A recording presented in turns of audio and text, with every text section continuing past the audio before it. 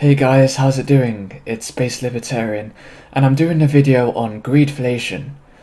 You may have heard this term come about quite recently, and it's basically whenever inflation comes about, corporations take advantage of a crisis to price gouge their consumers and make lots of profit. I believe this is half true because it's true that the big corporations have made a lot more profit recently, but there are some nuances that you need to understand. So I'll give you some stats. BP made £27 billion of profit last year in dollars compared to what they made last year. They doubled what they made last year. Tesco's made £2 billion last year, which was double what they made in 2020.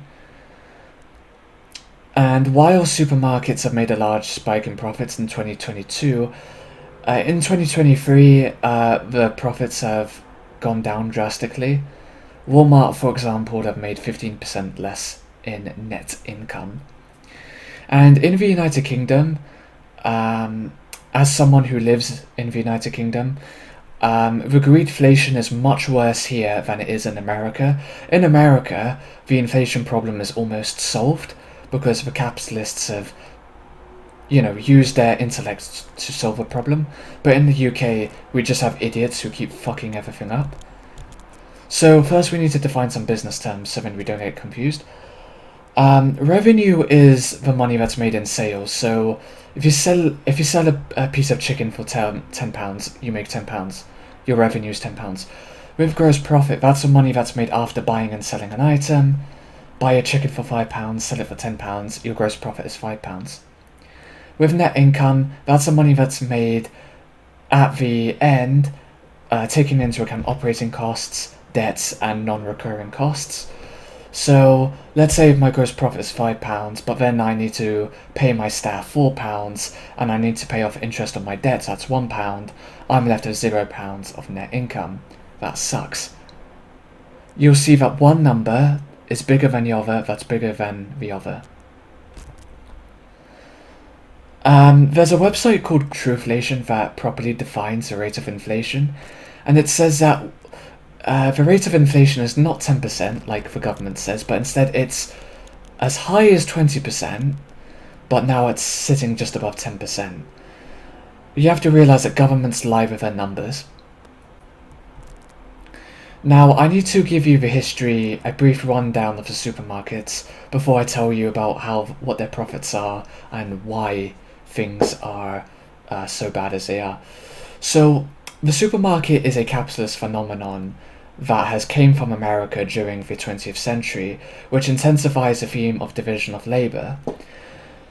Historically speaking, supermarkets have always operated on low profit margins because they want to attract more customers, because they are competitive, and the largest chains capture most of the market share because they have large-scale operation and logistics that they use to minimize operating costs. Again, division of labor. And this contrasts the previous grocery model that has existed previously, where supermarkets did not exist and grocery stores tended to be very small, and they were very tight in space, and the prices were not very competitive because they were just established by haggling. And the customer experience was often very difficult.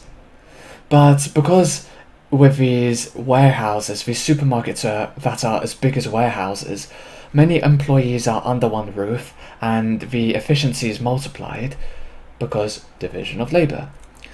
And especially when you consider that cars have become commonplace in America, people can easily drive to different supermarkets, which means because of a lack of localization, there's even more competition. And that means that in today's world, supermarkets make a profit margin of around 1 to 3%, which is very competitive. So you may be thinking, well, if supermarkets are so competitive, why have they been making so much profit? Well, the truth is, they haven't been making much profit.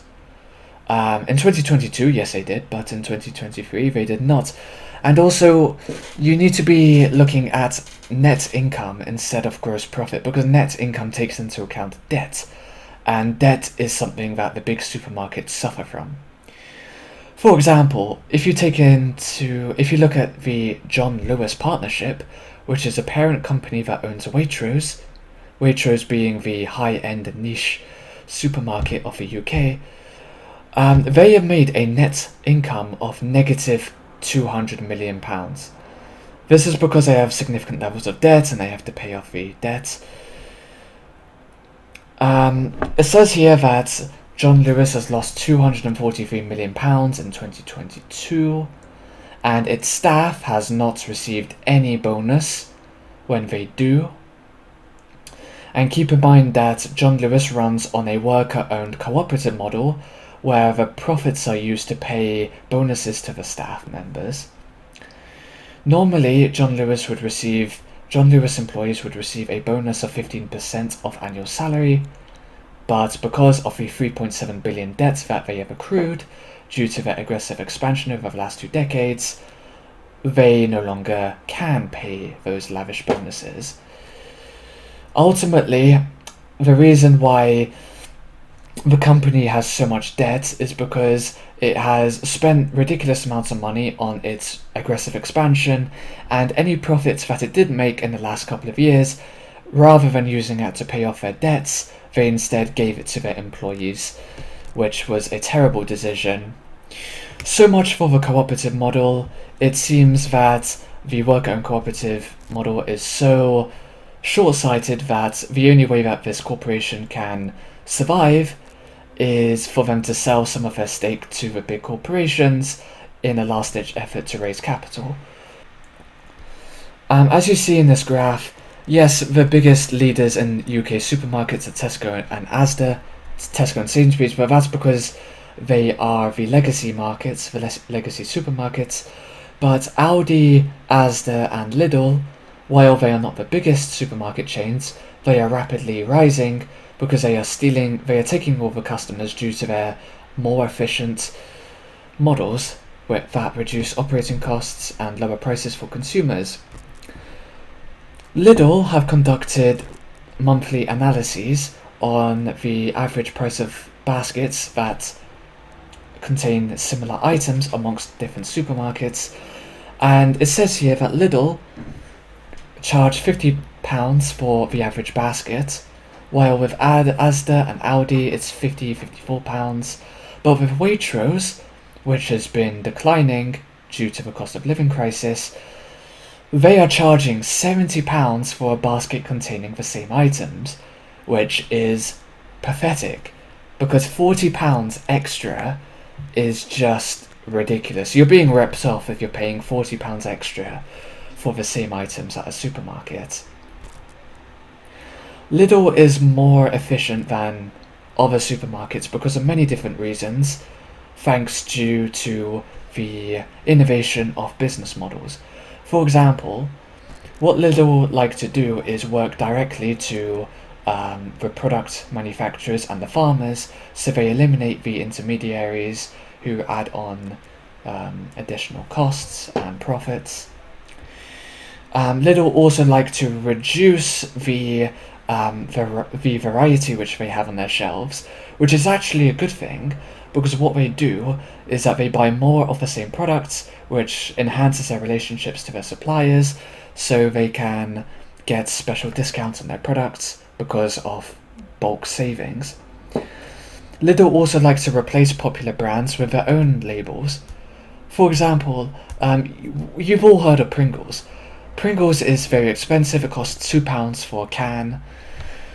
And these cans, because of shrinkflation, they get smaller and smaller every year. But what Lidl like to do is that they make their own brand of Pringles with their own labels and their own ingredients, and they're able to sell it at a much lower price.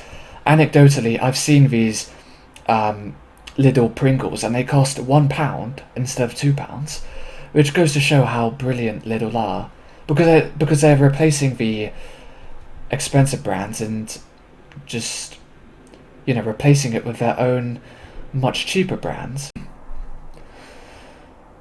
Yeah, so if you look at oil prices is a major contributor towards today's inflation. While only 10% of the world's spending is on oil, because oil is a key input in almost every industry. If the price of oil goes up, the price of everything goes up. The war in Ukraine has led to oil prices going up because the whole Western world has sanctioned Russia. I, of course, oppose such sanctions because they make people suffer financially.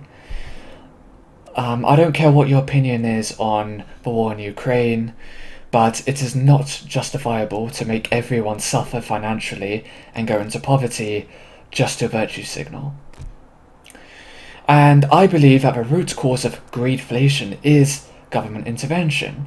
If we had small governments, there would be no lockdowns during the pandemic, which would cripple supply chains, and there would be no lockdowns in China and America, which are the biggest producers in the world, and there'd be no crazy money printing, and there'd be no Russian sanctions, and the inflation that we see today would not exist. Let's talk about the COVID-19 money printing. So, during the COVID pandemic, the central banks printed trillions of dollars and they gave them to the banks. From January 2022 to April 2022, the M2 money supply increased by 40%, and this money landed right into the hands of financial speculators. The public institutions overfed the private institutions. Over the last 2 years, house prices in the UK have increased 12% annually. And so the largest contributor to inflation is house prices, because house prices make up 40% of the consumer price index.